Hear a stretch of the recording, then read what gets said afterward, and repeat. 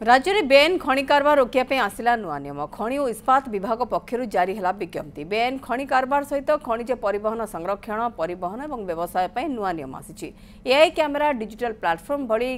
ज्ञान कौशल व्यवहार कर बेआईन कारबार उपरे नजर रख ड्रोन डिजिटल एनफोर्समेंट माध्यम कारबार उपरे नजर रखा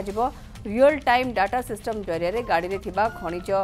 द्रव्यर मान ओजन और गाड़ीर बरणी नहीं डिजिटल डाटाबेस ई ट्रांजिट पास प्रचलन है बिना लाइसेंस रे खनि कारबार कले जरिमाना सहित जेल भी हो पारे बाध्यतामूलक है लाइसेंसिंग खनि खनन ठारू परिवहन पर्यंत लाइसेंस समस्त कार्य सरकारी डिजिटल प्लाटफर्म माध्यम डिजिटल सिस्टम सहित जेकोसी प्रकार हेरफेर कले लाइसेंस बातिल हो पारे।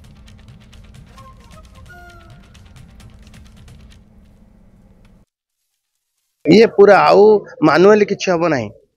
सब सब सब डिजिटल प्लाटफॉर्म रे हम आपन देखियो जदि गाड़ी बाहरला डिस्पैच है खनि से RFID बूम बैरियर से लगे से संगे संगे बतईदेव गाड़ी कुआडे गला केते ग्रेड है ग्रेड मान निर्णय एवं ओजन मान निर्णय सब डिजिटल हो।